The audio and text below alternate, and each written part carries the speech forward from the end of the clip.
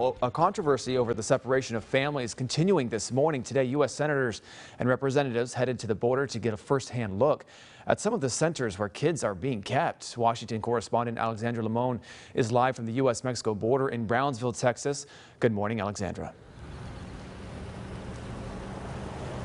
Good morning, Joe. Senator Jeff Merkley of Oregon tells me since the zero-tolerance policy went into effect, an estimated 3,000 children have been separated from their parents along the border. That's why he and other Democratic lawmakers spent the day on Father's Day touring different facilities like this one here behind me that houses immigrant children after they're separated from their parents.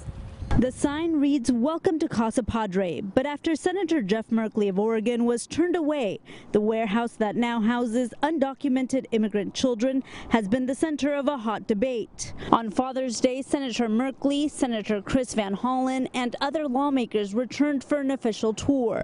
They went from 500 kids here in April to almost 1,500 right now. There's no place to put them. They're talking about starting a tent city for children near El Paso. As lawmakers visited various detention centers, people gathered to protest the separation of families. In the past, many immigrants were simply deported with their kids. The Trump administration calls that policy catch and release. Instead, they have a new zero-tolerance policy, which means all adults who cross the border illegally are charged with a crime, sent to court, and that's when they're separated from their children. The administration says charging people with these crimes is necessary to prevent people from trafficking drugs and committing heinous crimes.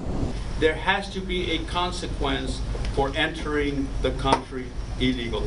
But lawmakers say the practice of separating these kids from their parents causes irreparable harm and trauma. My fear is that there may be loss of life. And the loss of life is children who can't be found. Now, we also got an inside look at one of these Border Patrol detention centers here along the South Texas border.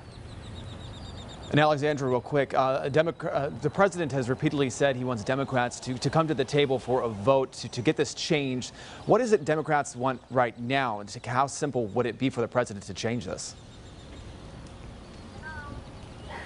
Well, actually, this week, the House of Representatives is supposed to vote on two different immigration bills. One of them is a brand new bill that lawmakers are in the process still of crafting, which would include a provision to end this family separation at the border. However, last week we heard mixed messages from the president about whether or not he would sign that more moderate bill that also includes a solution for Dreamers.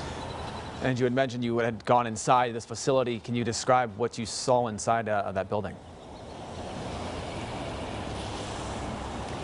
Yeah, the facility I went inside of was a processing center where families are brought together still when they're initially detained by the Border Patrol. But these people, they're kept in essentially what I would describe as cells, maybe 20 by 20 feet. They're kept behind chain link fences. It's concrete floors. They have thin mats to sleep on, blankets, and of course are given food and access to bathrooms. And it's after that point when the parents head to court that kids are brought to separate facilities like this one here in Brownsville, Texas. Alexandra Limon reporting for us live from Brownsville, Texas this morning. Thank you very much. With the government's zero-tolerance policy on illegal immigration, President Trump is now facing critics from his very own party.